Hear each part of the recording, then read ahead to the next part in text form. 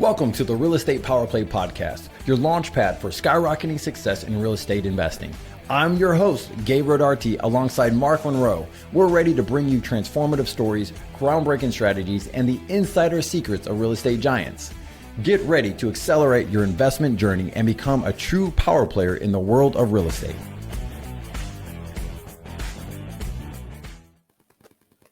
All right, we are live. David, how you doing, man? We're just talking about this lovely darkness at 6:20 p.m. Eastern Standard where we are. It's scary, man. I hate the fact that it gets dark so early. Can't enjoy the outside as much. It's just dreary kind of wintertime, but at least we had 68-degree day today, so that was a good thing. So I got out and walked around. Yeah, it was nice in Jersey here.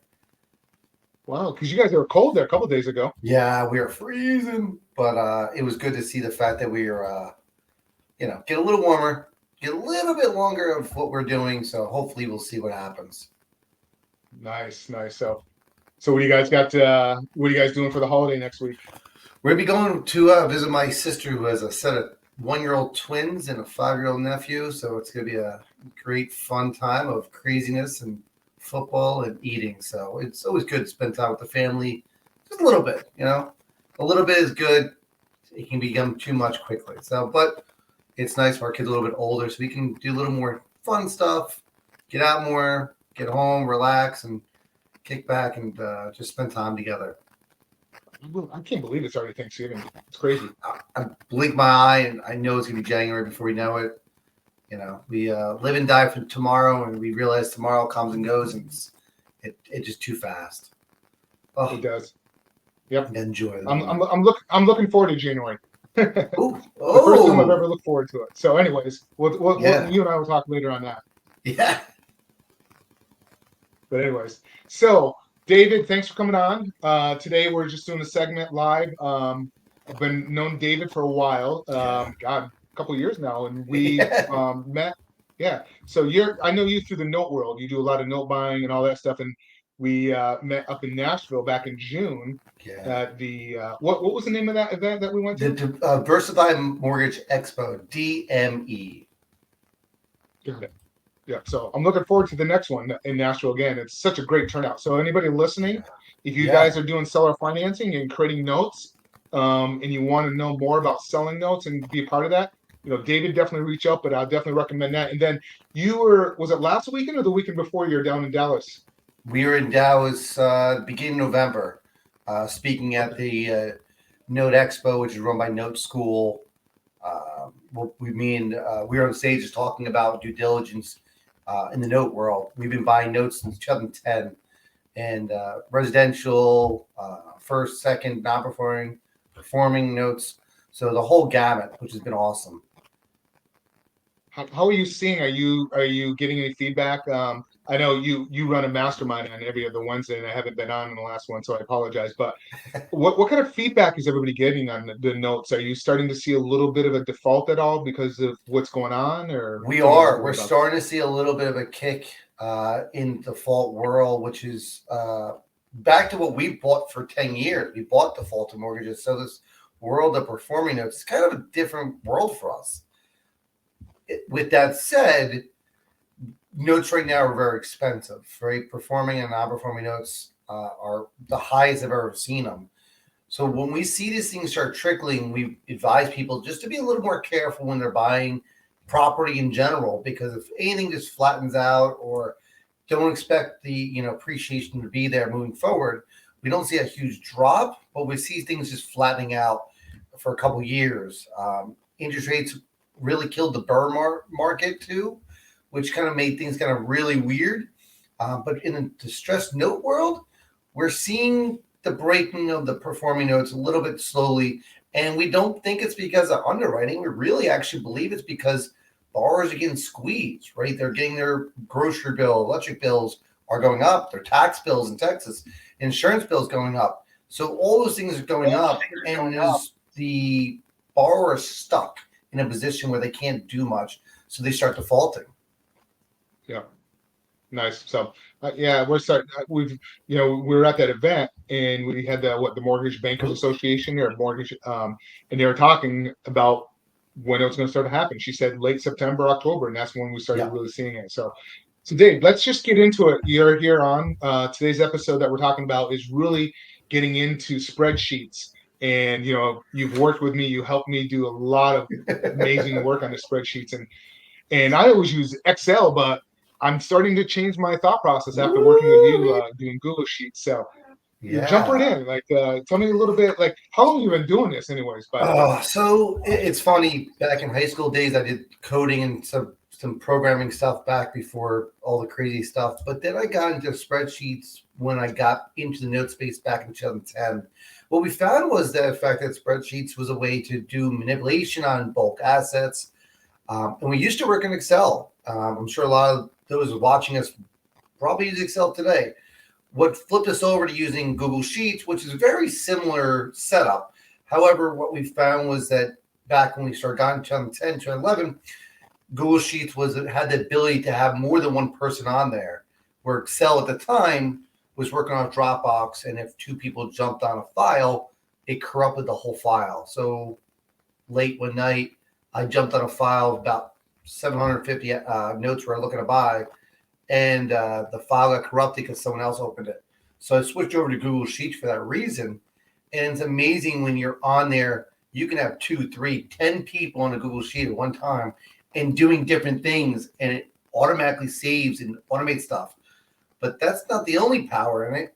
Spreadsheets has a lot of benefits that people just don't know. Being in the note space is great. Numbers are everything, and especially with real estate. Numbers are everything when we run numbers. But there's so many things that people do besides the simple 1 + 1 = 2 kind of formulas that help us in our business automate, streamline, market, everything.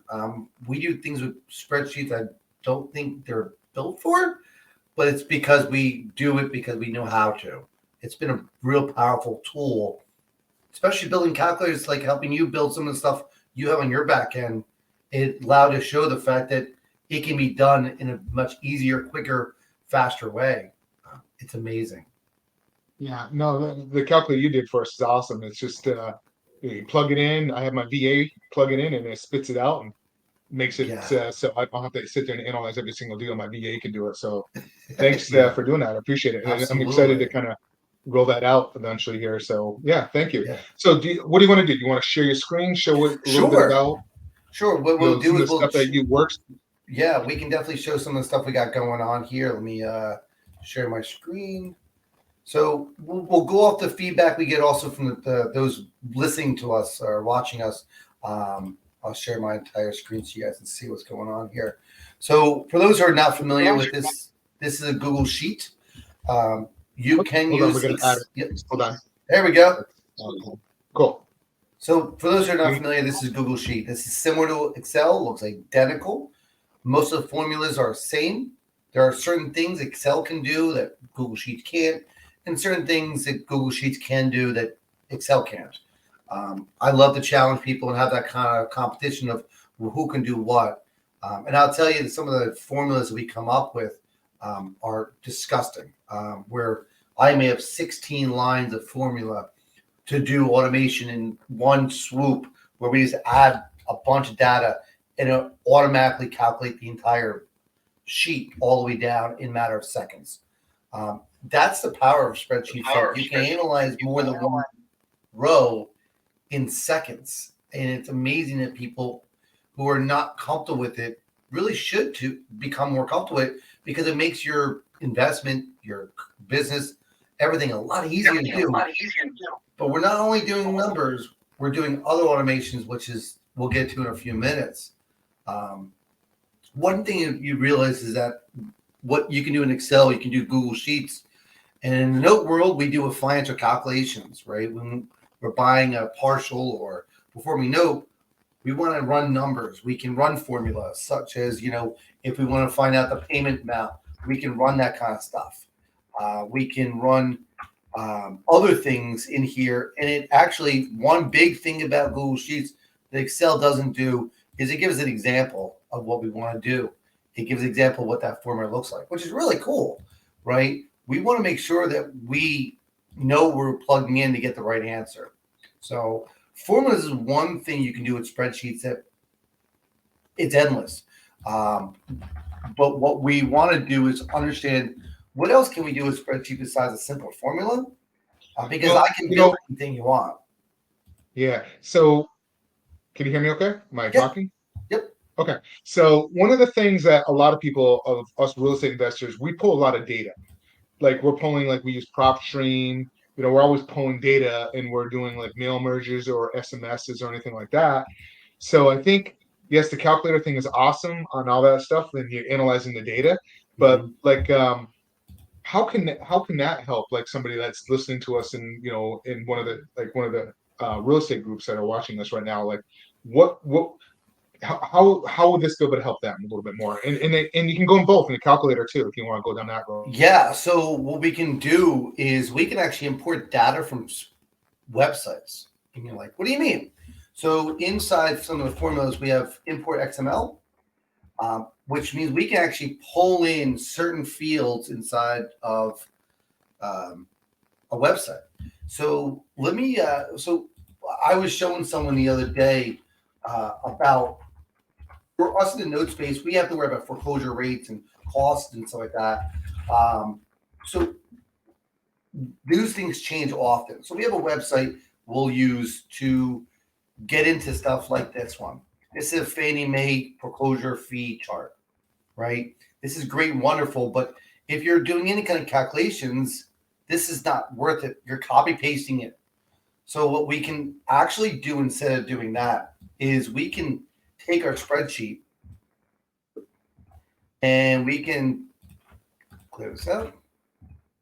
I can literally import all the data that's in here into here in seconds. I mean, you tell me how fast it happened, right? That's crazy. The fact that by doing this one simple formula, I can actually pull in all the data in a matter of seconds.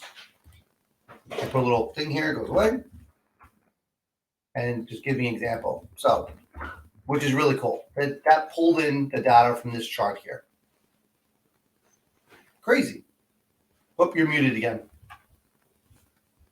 Oh, you're muted. Yep.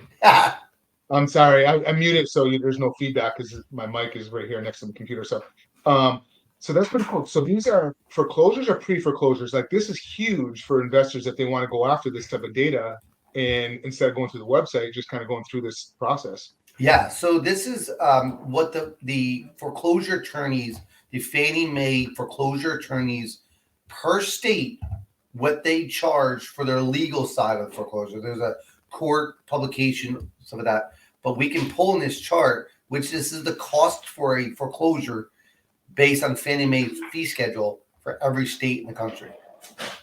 And we use this to figure out how much money it's going to cost to foreclose in certain states. There's a different second part to this, but we can do stuff like that. And then people say, well, how do you use the numbers like this? This isn't clean. So what we can do is do another formula. And I can literally take this and come up with clean this mess up and actually pulling from both sides of this. So now I know I can use that kind of formula.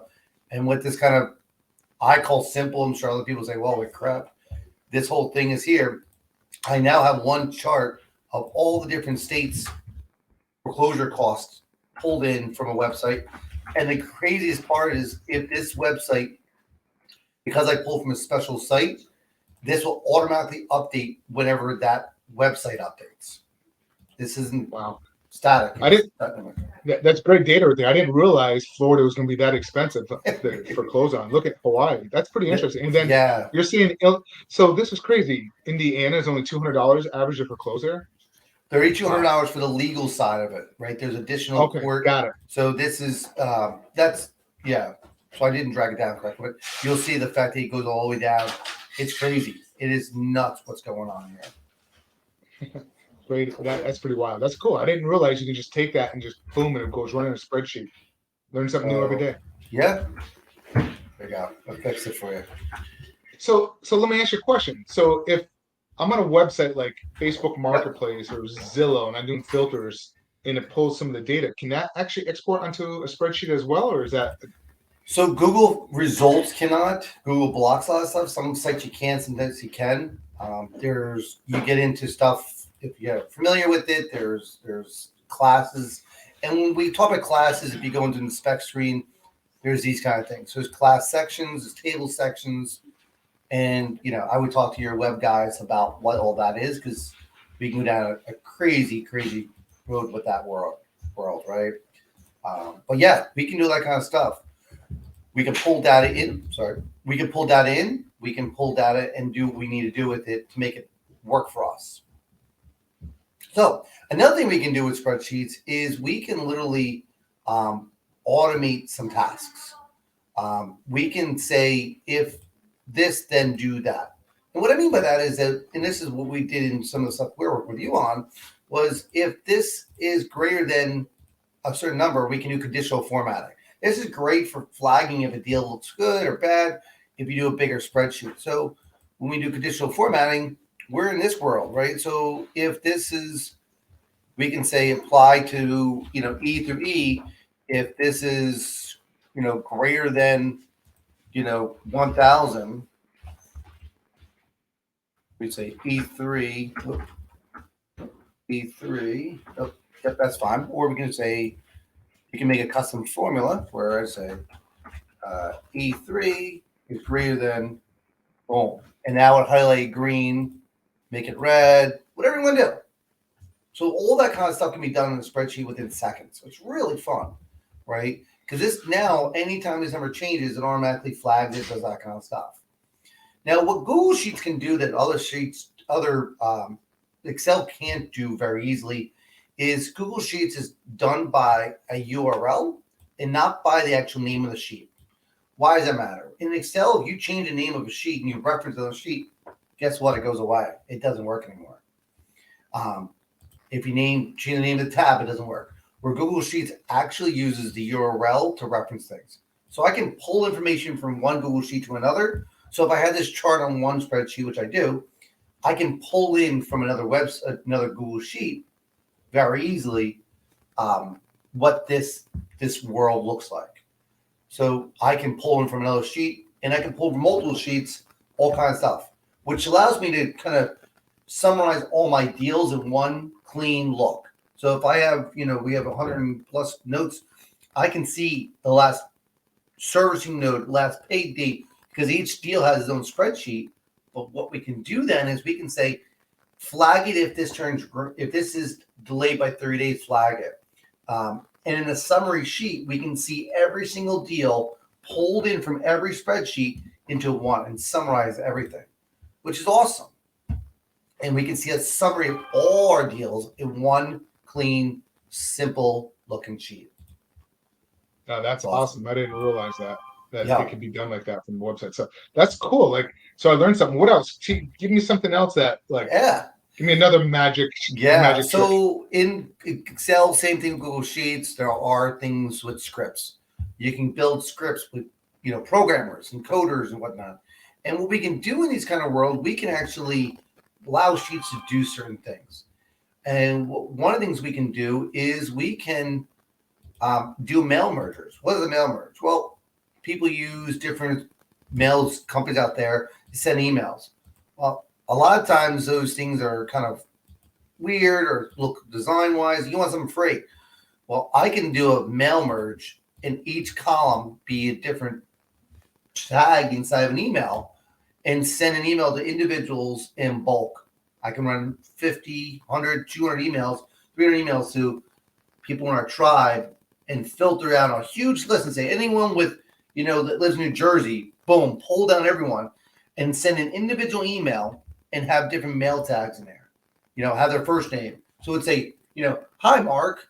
And Mark would be in, kind of a mail tag. And I can literally through a button send an email of all the people I want to send to, and it would send out an individual email to every one of them. That's one of the tricks we do in NoteSpace is when we're looking at assets, We don't buy BPOs. We actually work with agents to go to our website and fill out forms. But what we also do is reach out to other investors who live local to a property.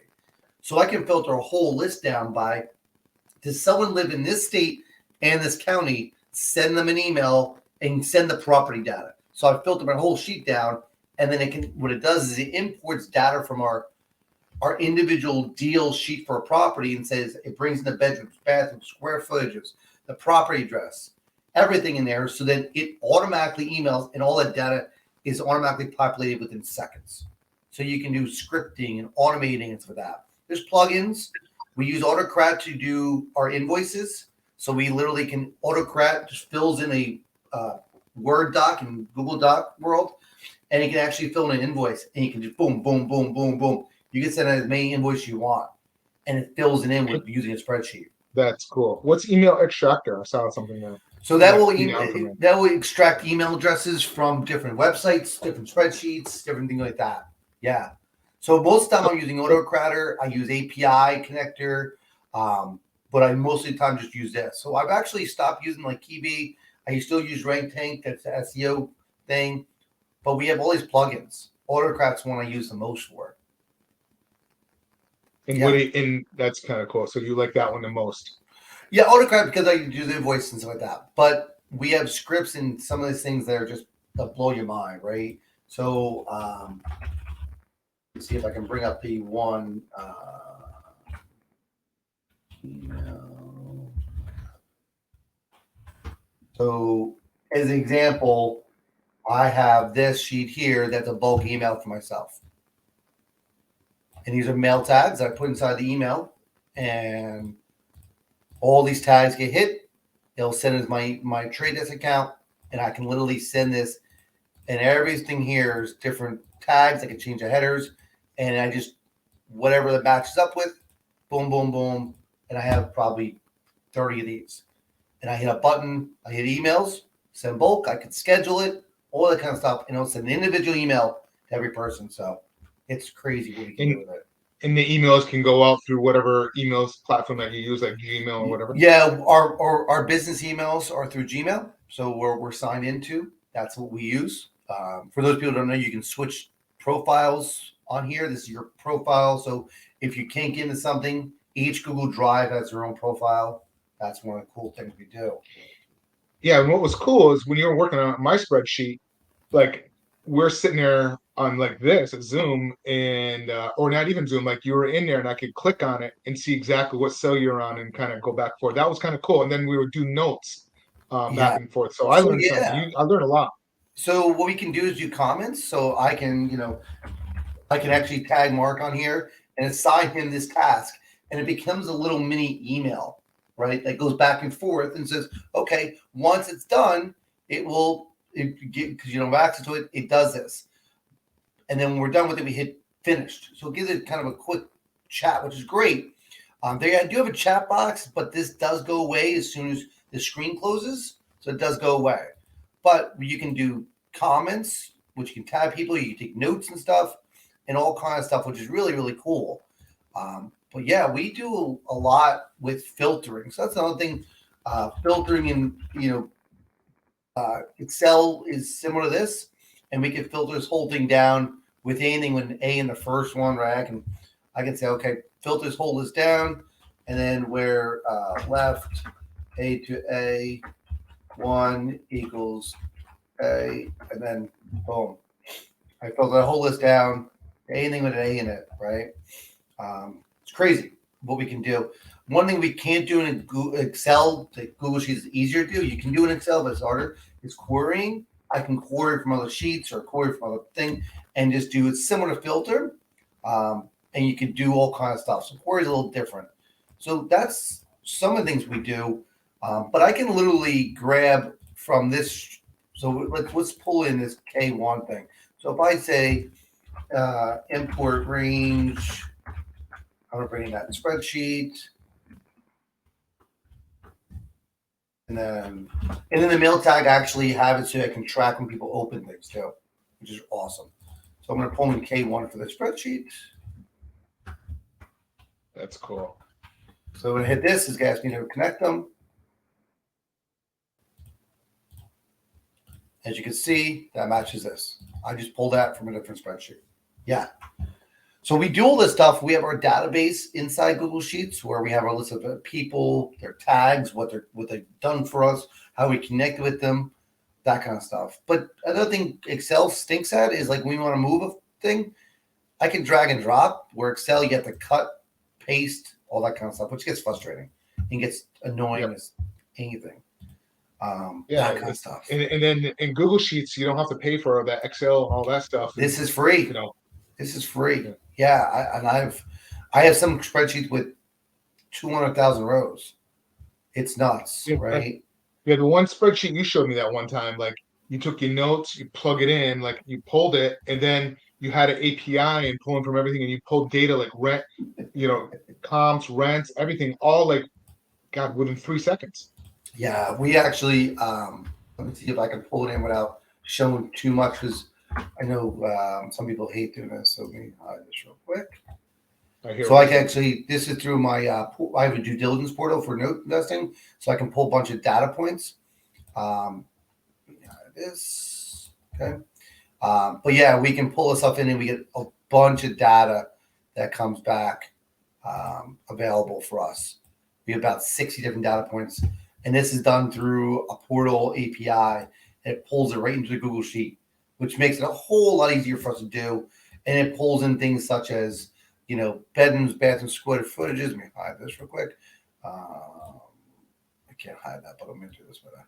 So we pull things in, values. We have multiple values up to 5. We have last sold date, last listed date, agent data, owner's information, parcel data, foreclosure, docket numbers, auction dates, tax stuff. All this stuff gets automatically pulled into here, which is what we need is note buyers to pull data in. And here's links to county records, all that good stuff. But we can do a lot of stuff. So I've built so many different spreadsheets that people are amazed with because of the fact that you can do a lot with it. My to-dos through these kind of things. I have my everyday to-do through my Google Sheets that imports from multiple sheets. And I track by day what's happening, what's not happening, what we got to do, what we can do. So is that automated? Do you have it like automatically going and do this stuff? So yeah, so what it does, it checks and sees like, if if a property that is, hasn't paid in 60 days, so it'll flag it in the sheet. And if my to-do list shows me it'll pull from that sheet and say, okay, look for anything that has, less than 60 days on it and pull it up. And then on my to-do, it will pop up on my to-do list and say, hey, there's a property on your list that's behind by 60 days. Go take a look at it. And I'll go look at that. I have a hyperlink. It brings me right to that sheet. And when I do that, it allows me to know, okay, I don't have to maintain my database of deals because I can literally see it and it pops up and says, hey, go take a look at this. Or, paying credit cards, whatever. I have a whole thing that doesn't have to be in my calendar where it says, hey, go update this or pay that bill or whatever. Or an invoice has sent out that hasn't been paid back. Those kind of things. We also share, right? We can share things here. I want to just say something real quick. I'm sorry. Yeah. I want to say something. So if anybody's watching right now and has any questions about Excel stuff, pop it in the chat and we'll be more than happy to answer anything. But go ahead, David. If you have any challenges for me, feel free live to run a challenge. It'd be even better. If you have something like, I can try to figure this out, let's do it, right? I love a good challenge. Even though I'm a note guy for years, spreadsheets is probably my gift to the world, right? But we can do things like that. So what we can do is I can share. So when we do that, we want to make sure we share. This can't be accessed by anyone that has a link, but I can restrict it. I can share with anyone. I can share with my own company. And you can give restrictions. So if I want to add Mark on here, I can say, listen, they can't download it. They can download it. I can set it the fact that they have editing access. I can add expiration date. So only for a certain period of time, you give access to it. I can lock down a spreadsheet so that you can't touch it. I can lock down certain ranges, certain spreadsheet stuff. So I'll give you access to this except for these cells, which I did on a couple of your stuff. All these kind of things can be done in spreadsheets or Google Sheets, right? I'm more of a Google Sheet person, but we build a lot through our spreadsheets and we utilize our spreadsheets. The reason spreadsheets work best for me is control. I can easily run a formula and at any time know what's going to happen, right? And just run this down and it automatically will update. This change to 500, that automatically changes this number. So it always gives the ability to kind of control what's happening. Instead of buying programs, I use spreadsheets to do that kind of automation for me because we have better control of things. We can bring in this kind of data to run that number, right? We can do that kind of stuff. We actually pull in some of the upcoming note conferences from their websites, right? We have the NBA coming up, right, of their conference coming up. I actually pull their conferences into a spreadsheet so that I know what's coming up for me and I actually can keep track of it and see what's happening and put a link to it. Crazy. So you just copy the URL like you did and just plugged it in and just populated it in? Yeah, it sounds easy. Yeah. So behind the scenes when we run things like this, here's the upcoming conferences. Oh, no. Let's see. So it has everybody that's going to it and everything. You can get all the data. No, it doesn't get the data. It just gives me the date and time for it so that I can know what the next conference that's coming up for notes. So, for me, I need to know what's the next conference coming up. Is it DME? Is it this or that? So I can plan accordingly. What is going on? What's happening? Do I want to go? Do I not want to go? Is it something that we think is beneficial? Here's a sheet, right? So this pulled in. Here's upcoming conferences for notes, right? And then if we go to this all pulled in NBA, here's paper sewers, all stuff. And this all actually pulled in from this crazy spreadsheet. There's a lot of stuff on it that if I wanted to explain it, I'd probably lose half the people watching it or lose everyone watching it. So I have a bunch of formulas in here, right, that does all this stuff. But at the end of the day, I now can see the upcoming conferences. They're only designed for me. There's NBA a lot. And things like that. So it allows me to organize it, just sort, array formulas, all that kind of stuff that we can do with spreadsheets. So yeah, I love it, what we can do with spreadsheets, the control we have over them, the ability to kind of manually do things. But then we have formulas and functions and scripts that we can do in the back end where you can go get things and do things. And my to-do is automatically sorted anytime I open it up by dates. The only way you can do it manually, or you can have it automatically done so that I know as soon as I open it, boom.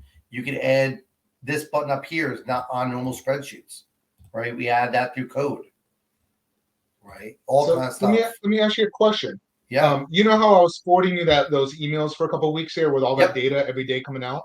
Yep. And you said you're just going to do it yourself and pull it, so you didn't need me to send it.